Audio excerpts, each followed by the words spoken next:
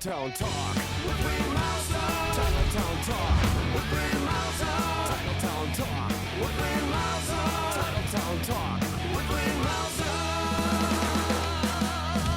Yeah! Back for our final segment of Titletown Talk tonight. This reminder, because of next Monday night's game, we'll have the show here at Chiller's at 7 o'clock, but on Tuesday evening.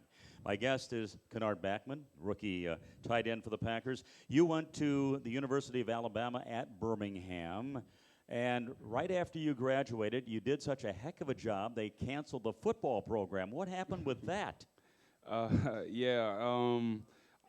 like to think that they canceled it because of me, but it's not. I think it's a lot that goes into it. You know, they said that we didn't have the sufficient funds to support our program. So after our final game, our final season game, we won. We became bowl eligible for the first time in I think maybe 10 years or something like that. And you know, they canceled the program the following Monday.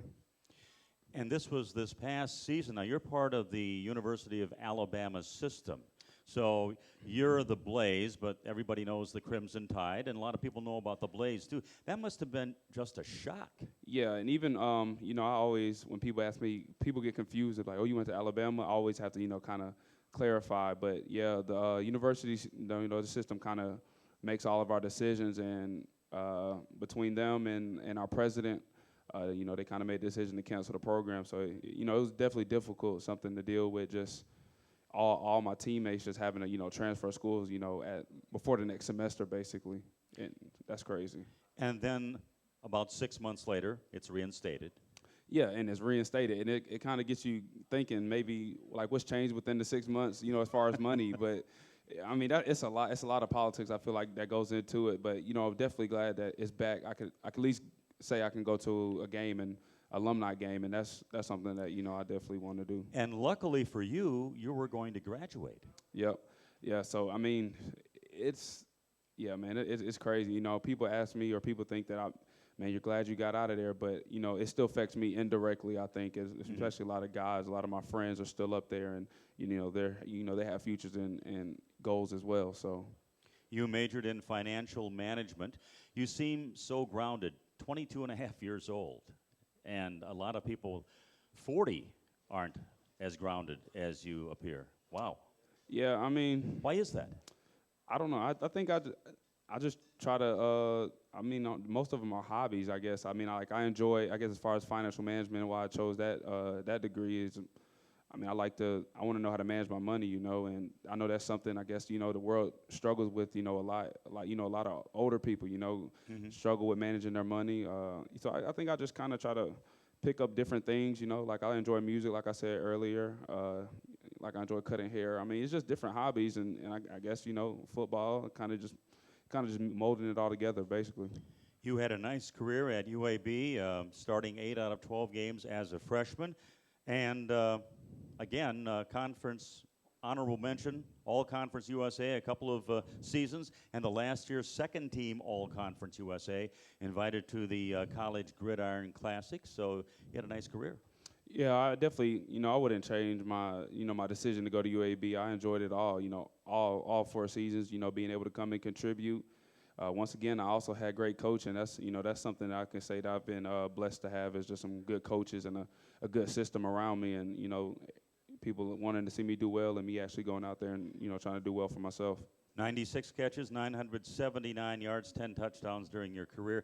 And then you became the 12th player drafted out of UAB. Packers took you in the 6th round. Thoughts on that day? Yeah. Oh, man, that's, you know, those are one of those once-in-a-lifetime moments that you get, man. It was, you know, I was kind of sitting at home, just waiting on it. You know, you're just waiting for a call, you know, watching some of your buddies go, and, I mean, just to kind of hear your name and, you know, being able to hear, or the Packers call me and being able to pick up the phone, and, you know, man, it's indescribable, man, being able to come to such an organization like this with so much history and just being drafted in general, you know, it's such a blessing. Did you think you might be coming to Green Bay, or were there some other teams?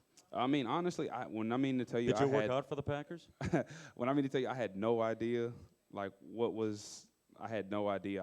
Because this what's kind of unique about this process is it's new to everybody, you know. It's this whole experience, it was new, like going through the whole draft process. I mean, honestly, I can say I didn't know it all. How long was that conversation that you received saying you were a Packer? It was more so one-sided because I didn't have any, I couldn't make any words of it. So it was basically them talking and me listening.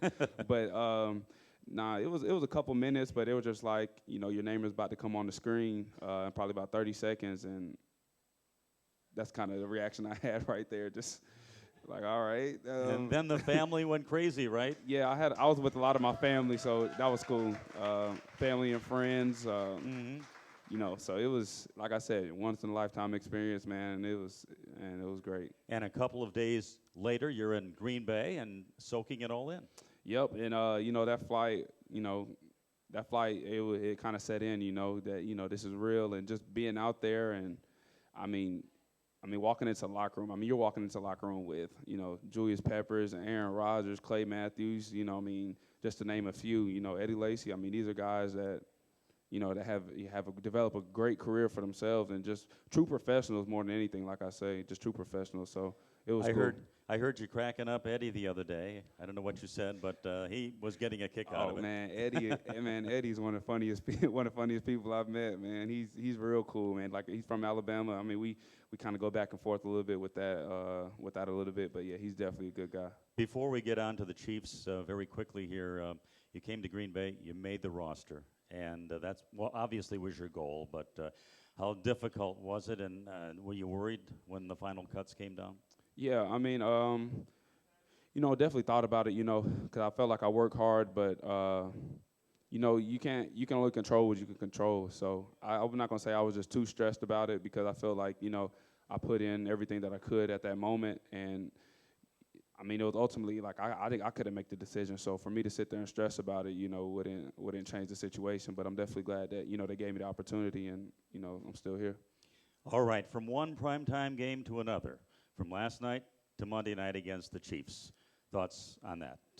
I mean, man, it's ready to get another win under our belt. But just the experience and being out there, you know, at Lambeau, and, you know, being in the NFL, you know, it's just something that I wish, you know, other people could experience.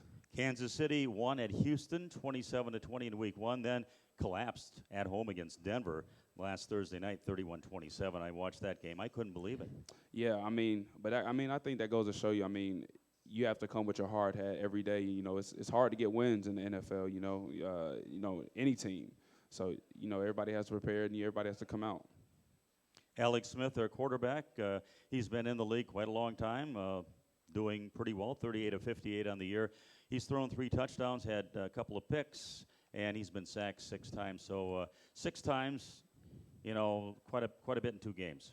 Yeah, yeah. So I know we're definitely looking to get after him.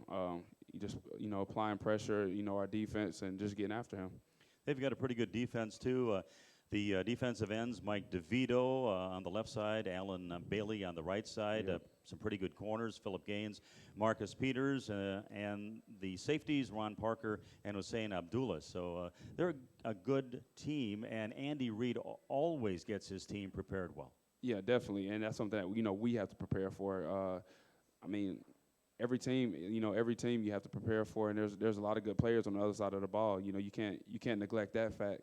So we're like I said, we've already started preparing for them. So, are special teams in your future too? Oh yeah, definitely, definitely. I mean, I know what I need to work on as far as special teams, and I believe Coach Zook is going to give me the opportunity. So I mean, that'll definitely be great.